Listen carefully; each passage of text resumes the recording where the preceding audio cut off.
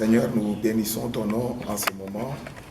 Toi, le Dieu grand, le Dieu fidèle, le Dieu merveilleux, pour l'occasion que tu nous accordes, Seigneur, encore de nous tenir devant ton peuple entier, de partout, afin de transmettre ta parole, d'annoncer la bonne nouvelle, d'annoncer l'évangile. Laisse que ta grâce repose sur ton peuple entier et que l'esprit de gloire soit avec chacun de nous dans la transmission de cette parole, mais aussi dans l'audition. C'est au nom puissant et glorieux de notre Seigneur et Sauveur Jésus-Christ qui revient bientôt, nous disons et je dis Amen. La Bible dit dans Tite chapitre 2, versets 11 à 13. Voilà ce qui est écrit dans la parole de Dieu. Car la grâce de Dieu, source de salut pour tous les hommes, a été manifestée. Elle nous enseigne à renoncer à l'impiété et aux convoitises mondaines et à vivre dans le siècle présent selon la sagesse, la justice et la piété, en attendant la bienheureuse espérance et la manifestation de la gloire du grand Dieu et de notre Sauveur Jésus-Christ. Donc, notre thème, c'est une attente bienheureuse. Une attente bienheureuse. Parce que selon l'épître de Paul, ou la lettre de Paul à Timothée et à Tite, il dit « En attendant la bienheureuse espérance », pour dire « Nous sommes dans une bonne attente, une attente bienheureuse. » Donc une attente qui procure beaucoup de bonheur. Oh, gloire à Dieu. Une attente qui procure beaucoup de bonheur. Et non pas comme l'ennemi, les circonstances veulent nous démontrer le contraire. Nous les chrétiens, nous savons que l'attente dans laquelle nous sommes, c'est l'attente dans laquelle toute notre éternité dépend. Tout notre couronnement, notre gloire avec Jésus-Christ. Vous devez savoir, peuple de Dieu et tous les hommes qui pourraient m'entendre par ce message, la vie ne s'arrête pas maintenant dans ce monde-ci. Non. Paul dit en passant que si c'est seulement pour cette vie, donc si notre foi c'est seulement pour cette vie, si notre espérance est seulement pour la vie que nous avons ici, nous serons le plus malheureux de tous les hommes. Si nous avons cru, c'est qu'il y a plus. En Jésus-Christ, il y a la gloire éternelle. Donc l'attente dans laquelle nous sommes, c'est une attente bienheureuse. C'est pourquoi même, il est parlé ici en attendant la bienheureuse espérance. Hein? Nous ne pouvons pas perdre l'espérance. Et nous voulons voir le Seigneur. En ce jour-là, nous le verrons tel qu'il est. Et la Bible dit que nous lui serons semblables. Donc, nous sommes dans une espérance bienheureuse. Une espérance qui doit nous procurer le bonheur. Une espérance qui finalement doit nous amener à jouir, à aller dans la félicité éternelle. Donc nous devrions être vraiment conséquents dans cette attente-là. Nous ne devons pas accepter toute forme de distraction, œuvre de l'ennemi qui chercherait à nous dévier ou même à nous amener ailleurs que là où le Seigneur, notre Dieu, nous a préparés. Donc, Dans cette attente du retour de Christ, bien-aimés dans le Seigneur, c'est une attente qui a des implications pratiques dans la vie chrétienne, dans la vie du chrétien. Ça a des implications. Ce n'est pas une attente qui reste comme dans l'inaction, dans la passivité, dans le non-changement. Non, c'est une attente qui a des implications. Vous savez que la vie chrétienne consiste, c'est en fait une histoire de transformation de vie, de changement, pas seulement, mais des vies transformées. Si quelqu'un est en Christ, il est une nouvelle création. Les choses anciennes sont passées. Voici, toutes choses sont devenues nouvelles. Toutes choses sont devenues nouvelles. Au jour le jour, chaque jour, avec le Christ, nous sommes transformés. Nous sommes dans un chemin, dans un processus de gloire et de gloire en gloire. Nous sommes dans une transformation continue. Voilà. Donc, c'est dans cette attente du retour du Seigneur, c'est une attente qui doit avoir des implications pratiques dans la vie du chrétien. Quand nous entendons Tite parler, déjà dans le verset 12, il dit, parlant de la grâce, elle nous enseigne à renoncer à l'impiété et au convoitisme mondaine, à renoncer à l'impiété. Donc l'attente de la manifestation du Christ, c'est dans une vie menée, il y a une forme de vie que nous devons mener dans le siècle présent. Premièrement, il est dit, et à vivre dans le siècle présent selon la sagesse. Donc là, dans le siècle présent, nous n'avons pas à vivre n'importe comment. Il est dit, nous devons vivre selon, primons, la sagesse. Parce que l'apôtre continue en disant, selon la sagesse, la justice et la piété. Dans d'autres versions, dans une autre, il est dit, à vivre dans le siècle présent de la manière sage, juste et pieuse. Là, c'est grand et c'est profond. Selon la sagesse. Donc, d'une manière sage. D'une manière sage, c'est aussi une manière sensée. Sensée. Vous voyez un peu l'histoire qui est racontée dans Marc au chapitre 5. Il est question là-bas du fou de Gadara, le Gérasénien. Cet homme, saisi par... qui était sous la possession démoniaque, qui ne pouvait pas être encore utile à la société. Vous voyez, loin de Dieu, loin de sa grâce, sous l'action et l'influence démoniaque, sous un contrôle total de l'ennemi. Même si on le liait, même avec des chaînes, il devrait les rompre et il allait dans des lieux de sépulcre. L'état de cet homme était vraiment un état malheureux. Il y a des situations qui amènent des gens à un état totalement malheureux. Pas moyen de le reconnaître. Une perte totale et de l'identité. Une perte totale de lui.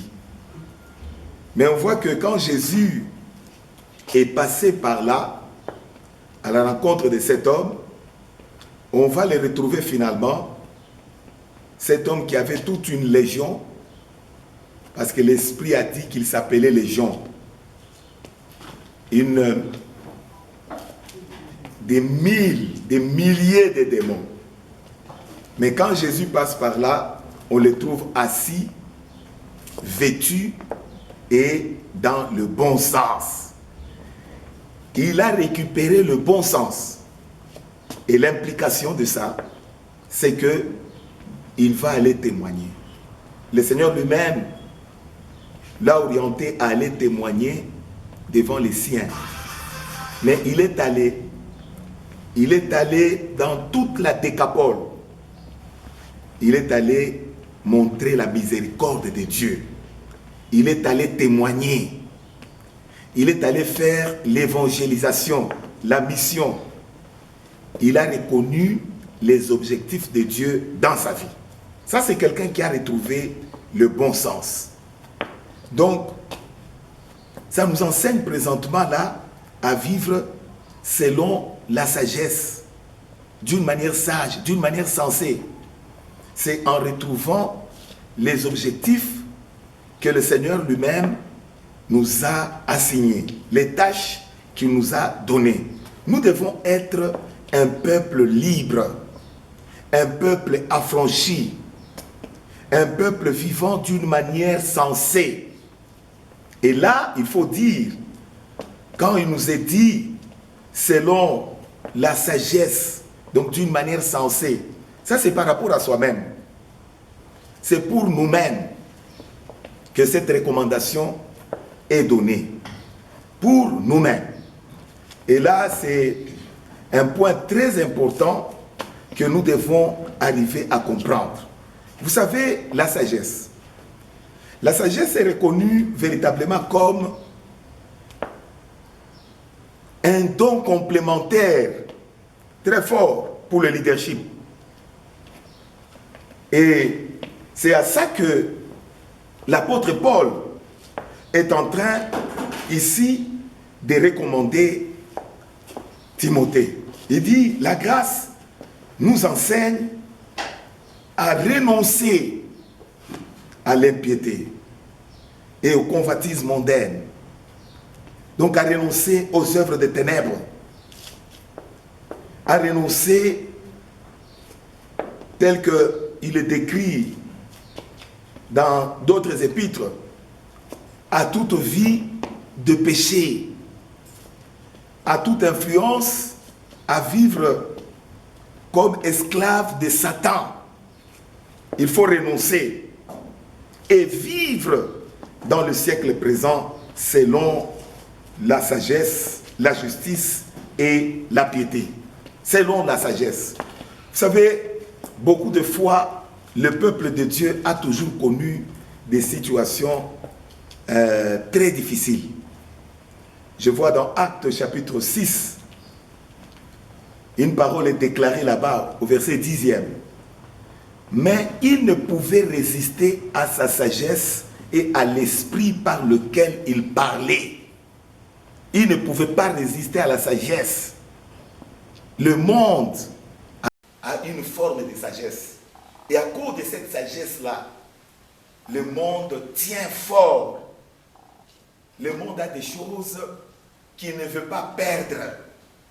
Beaucoup de fois, quand vous partagez l'évangile avec des gens, ils s'accrochent à certaines choses. Parce que pour eux, leur vision, leur vie, ils ont limité jusqu'à des choses qu'ils voient. Mais la sagesse de Dieu doit arriver à percer leur vie en sorte qu'ils soient devant la vérité. Vous savez, certaines réalités autour de nous nous bloquent de voir la gloire de Dieu. Certaines situations telles que ça se présente devant nous, nous nous demandons comment nous allons faire pour nous en sortir. Il n'y a que la parole de Dieu, la parole de l'esprit, la parole de la foi qui arrive à déverrouiller le mystère. C'est pourquoi il est dit ici, il ne pouvait résister. Ceux qui pouvaient l'entendre parler, entendre Étienne parler, il ne pouvait pas résister à sa sagesse et à l'esprit par lequel il parlait. Donc ici, l'Esprit de Dieu est celui qui est reconnu comme véritablement qui donne la sagesse. Quand vous prenez Actes chapitre 7, verset 10e, la Bible dit, mais Dieu fut avec lui, donc acte 7, verset 10, mais Dieu fut avec lui et le délivra de toutes ses tribulations. Il lui donna de la sagesse et lui fit trouver grâce devant Pharaon, roi d'Égypte, qui l'établit gouverneur et de toute sa maison. Il a établi gouverneur d'Égypte, même encore de toute sa maison. Et vous l'avez imaginé, pour ceux au moins qui ont une pensée de la Bible, il s'agit de Joseph. C'était en quel temps? Joseph, fils de Jacob. C'était dans un temps de crise en Égypte. Parce que l'histoire montre comment il a été pris de là jusqu'à être amené en Égypte. Mais regardez. Je continue à dire que la sagesse, c'est d'habitude un ton complémentaire fort pour le leadership. La grandeur d'un leadership. L'épreuve d'un leadership. Par rapport au temps présent. Là où la parole de Dieu nous exhorte à marcher selon la sagesse, d'une manière sage, d'une manière sensée. C'est évident.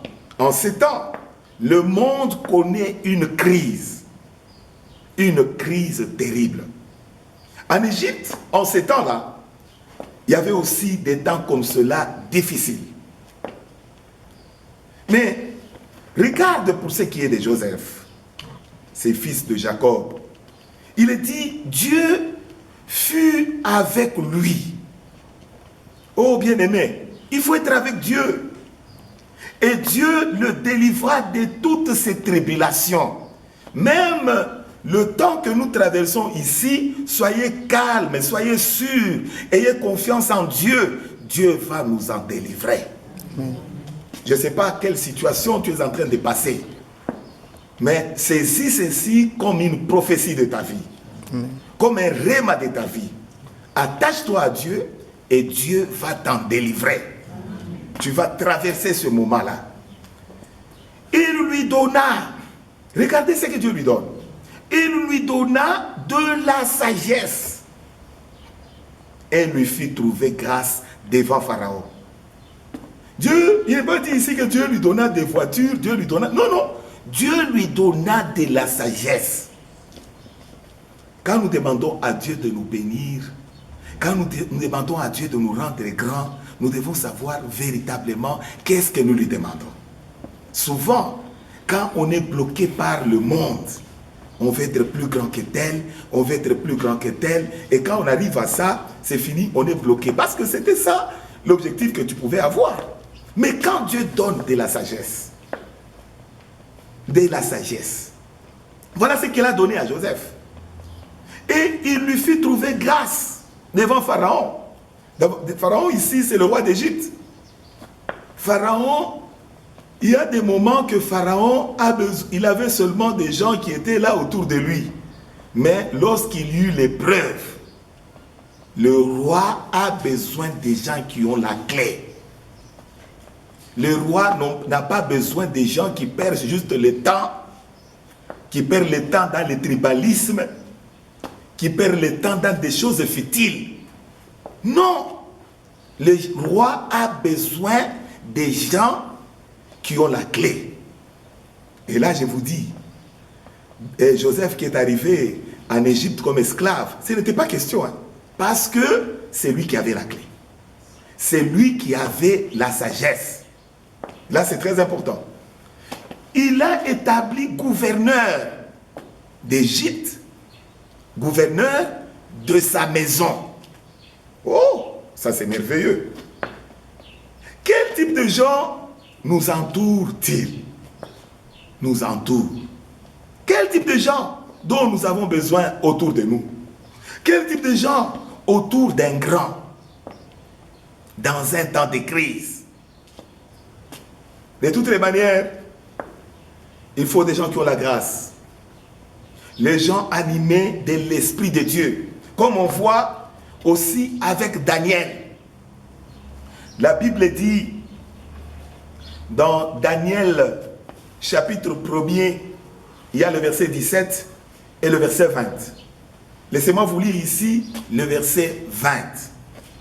Dans le verset 20, il est dit: sur tous les objets qui réclamaient de la sagesse et de l'intelligence, et sur lesquels le roi les interrogeait, il les trouvait 10 fois supérieurs à tous les magiciens et astrologues qui étaient dans tout son royaume.